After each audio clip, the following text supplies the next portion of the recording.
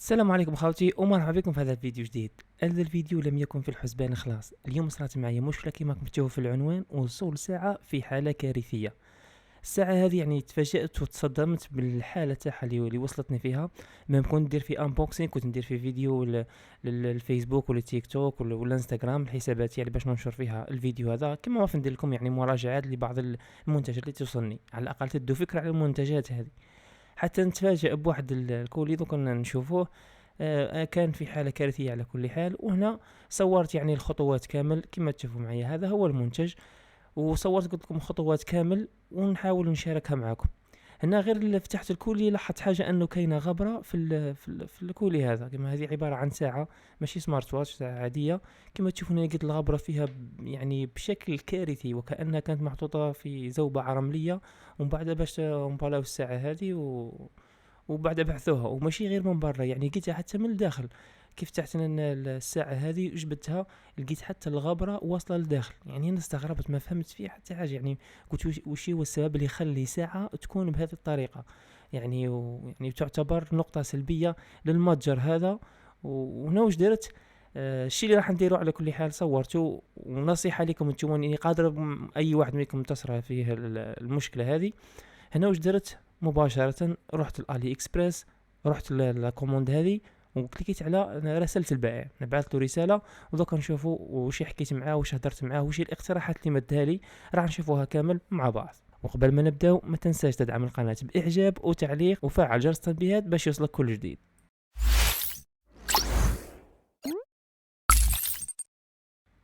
كما تشوفونا راح تدخل الي اكسبريس وراح تحوس على المنتج تاعك، مثلا راح دير به ريكلاماسيون. في الحالة تاعنا هذه هي الساعة، راح نكليكي عليها.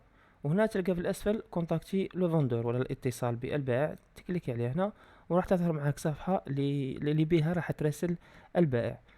كما تشوفون هذه المحادثه تاعنا هنايا. في البدايه نرجع للاول، يعني محادثه كامل. كانت كاينه واحد البوطو هنايا تكلم مع بائع. كما تشوفوا هنايا رسل لي الميساج هذا، قلت له قد وصلني المنتج ولكن كانت عليه كثير من الاتربه والغبار. ما السبب؟ هل لي ما أن أعرف ما حدث في طلبك؟ أنا أرسلت لهم الصور هذه تاع الساعة بدليل أنه وصل فيها غبرة. كما تشوفون خالص اعتذار إذا كان المنتج الذي تلقيته تالفا وكان شيئا جيدا أخبرتنا به. لا تقلق، دعني أساعدك في هذا. أريد أن أقدم لك مساعدتي في هذا الشأن. هل يمكن الحصول على رقم طلبك حتى أتمكن من إلقاء نظرة عليه؟ كيفاش نلقاو رقم الطلب؟ كما تشوفوا هنايا راح تدخل للطلب تاعك هنايا، وهذا هو الرقم. راح دير له كوبي وترسلوا له.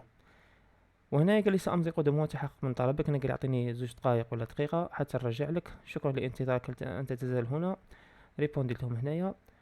اسمحوا لي ان ارشدك الى ما يجب القيام به حتى من معالجه استرداد اموالك. انا قالوا لي تقدر حتى ترجع الاموال تاعك وتفتح نزاع. أنا رديت عليهم أني لا أريد استرداد الأموال، فالمنتج لا بأس به. أردت أن أسأل فقط عن الغبار الموجود.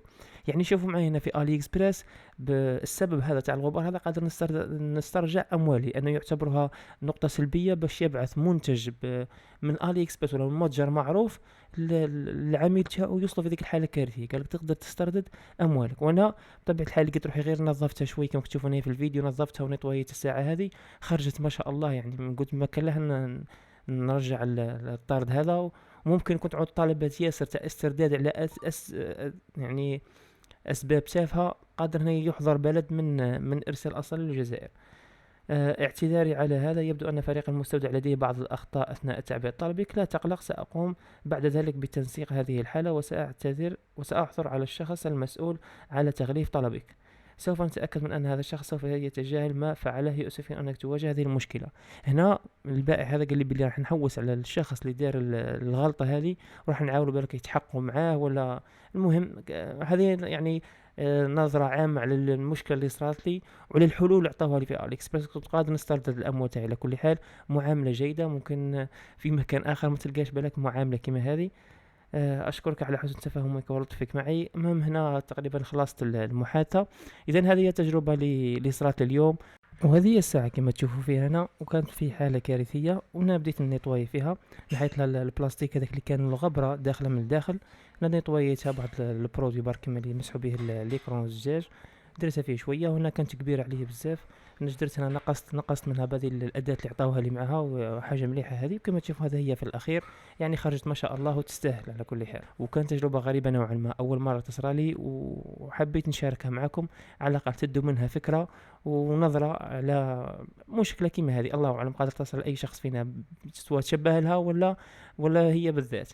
وهنا نكون وصلنا إلى نهاية الفيديو. إذا لقيت روحك استفدت وديت مع على الأقل معلومة واحدة، ما تنساش خلينا إعجاب وتعليق. كان معكم زاستر أولين، نتلاقاو إن شاء الله في فيديو آخر، والسلام عليكم.